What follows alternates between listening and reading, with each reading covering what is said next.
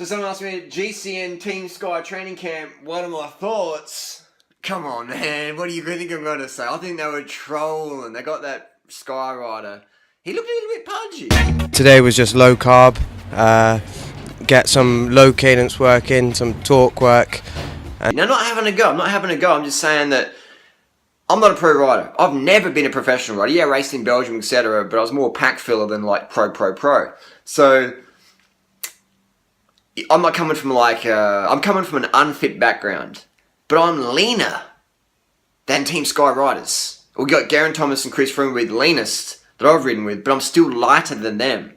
All right, and I have a lower body mass index, and I am not even training fuck all. Follow me on Strava. So in my critique of this video, I'm not having a go. I'm just sharing my comments and criticisms. All right, so don't take it personally if your name gets mentioned in this video or whatever. But I just find that in 2016 we would have a team such as Team Sky. I'm not sure if the riders are trolling. I'm not sure. I think it was Alex Peters. I'm not sure if they're trolling. He said, "Oh, we're doing low cadence, say low carb," and dude's got a puffy face. And I'm thinking maybe that's why you look puffy. And you'd be a professional cyclist, in my opinion. I'm not having a go. I'm just saying you should not have ever a weight problem if you're a pro cyclist, because you're training so fucking much. Like, I can't train that much because I would get so fucking lean. I even said to Geraint Thomas, the lightest I got down was like 59 kilos, and he's just like, look at me like, you know, he's like, you know, because he was saying like, you know, it's really hard to keep your weight low. I find it incredibly easy, but I don't eat the same because my nutritionist is me. It's not Nigel Mitchell, it's not Rob Ellingsworth, etc. Both of those guys, I'm sure they're lovely guys, I've never met them, but they're overweight. And if you're given coaching and nutrition advice and you're overweight and your sport is about watts per kilo, I don't think that all your advice is going to be legit, because you can't even control your own weight.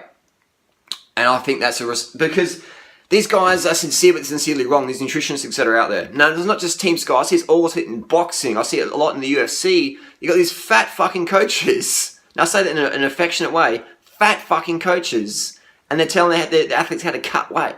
It's like, man, it obviously didn't fucking work for you because you're fucking fat. No, this shouldn't, athlete or not, man. You should be lean, slim, when you're that age. Alright? Especially if you're like over 40, you should be lean as fuck, because you've been doing some good shit long term. If you've been doing bad shit long term, it's going to show on you. So we've got the chef. The Sky chef is overweight. I'm not going to fucking eat food as a pro athlete from a chef who's overweight, unless that chef is making food that I prescribe them to make. And the chef is going, we're doing low carb. And then serves up like 5 trays of potatoes and rice. Like, someone needs to educate this chef. The potatoes and fucking rice aren't low carb. I've done probably 1,000 kilometres sitting on the back of Team Sky when they come to Adelaide, just observing. I've only seen one rider from Team Sky grinding, and that was only for a little bit. And that was Chris Sutton, and he's always got into knee issues. Everyone else I saw, the hitters, Richie, Port, Geraint Thomas, Chris Froome, Ian, all those guys, just fucking spinning. Big cadence. Low carb, low cadence.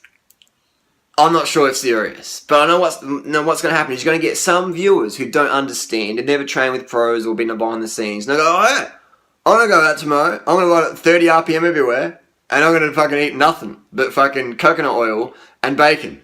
And I'm like, kids are going to try this, man. This is why I make these videos. This is why I wear crazy shit. Because kids, teenagers, younger lads, that's my target audience, because they're the future.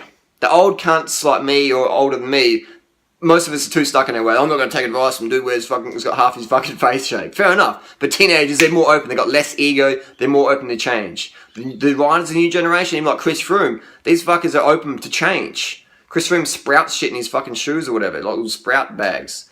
Sprouting lentils and shit. Cadence. Tim Kerrison's come to cycling with fucking no real experience, but he's just observed it from the outside and goes, And Tim Kerrison, he's a fucking guru, but he's just come new to it. He doesn't have the ego to unlearn things. All these old school Euros or Americans are like, yeah, this is how we do it, you know. But Tim Kerrison, spinning, in the saddle, spinning, you know. So that's changing shit up. And the old school coaches like low carb, like, Dr. Atkins is the low carb guru. Dr. McDougall is the high carb guru.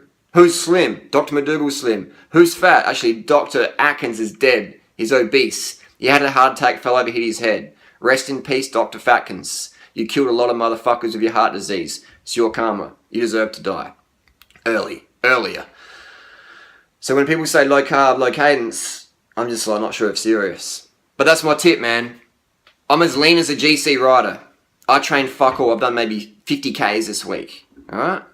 So if it's working for me, and my mother is clinically obese, and my oldest brother is like 30 kilos heavier than me, and it ain't muscle, then something's working. There's something in the high carb thing. There's something in not having whey protein if you're a cyclist looking to lose weight. Yeah, if you're anorexic, then smashing the protein powders to gain weight, because that's what fucking rugby players do. But telling your athletes to eat like rugby players, oh, get your protein, boys, get your protein, lads, get your protein, lads. We're talking like we're cyclists here. Cyclists want to be as frail as a fucking female ballerina. They don't want more protein, man. They want more carbohydrate. They want to eat like motherfucking Kenyans. Lean, corn, rice, sugar, bananas, ugali. Teff, rice, things like that. Low protein, low fat. I almost said low carb. Low carb is exactly what you want to eat if you want to burn off muscle. Even fucking Nigel Mitchell said that. Nigel Mitchell said in that documentary BBC, when you're running out of carbs, you're burning your gluconeogenesis, you're burning your muscle off. Now, I don't know, maybe these guys are trying to do low carb to burn muscle off. If that's okay, that's fine, I'm cool with that. But let's be clear to the audience that's what they're doing. Not versus saying, oh, we're doing low carb to lose weight, because you don't lose weight, you lose muscle. Otherwise, all those low carb fuckers, you go to any low carb convention that's full of fat fucks. You come to our festival, it's full of lean motherfuckers, and you got a few overweight people, but you come back in 2 or 3 years, they're lean again. I've seen the most radical motherfucking transformations in terms of weight loss and the athletic performance, totally natty, from high carb, raw till 4 vegan style. Smashing the fruit, rice, sugar, carbs, corn, bananas. There's no fucking doubt about it, man.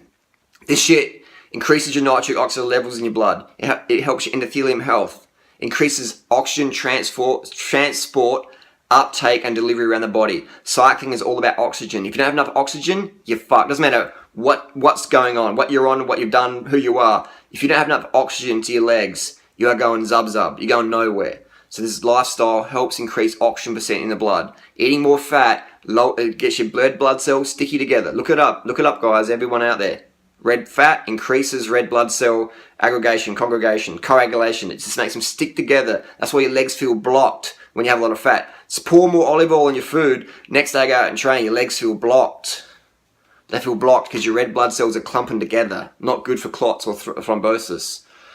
And that's one thing that's work. And also muscle glycogen. When you run out of glycogen, you run out of performance. So these people out there, especially the internet warriors, you guys don't have to agree with me. You don't have to agree with me, but you're still fucking wrong. Any nutritionists out there, disagree with me? You don't have to agree with me, but you're still wrong. Any of these fat coaches out there, the fat UFC or boxing coaches, oh, you know, the carbs are bad. You fat fucks, you don't have to agree with me, but you're still wrong. And you're compromising the performance of your athletes. You're making you don't really care about your athletes. You're just sort of like, oh, look at me. You just fucking browse the internet, see what fad's going on, and go, oh, bacon's good for you. I like eating bacon. Yeah, my athletes should eat more bacon. You're justifying complacency to your athlete, and you're justifying complacency on the net, etc. High carb for the win. Again, you don't have to agree with me, but you're still fucking wrong.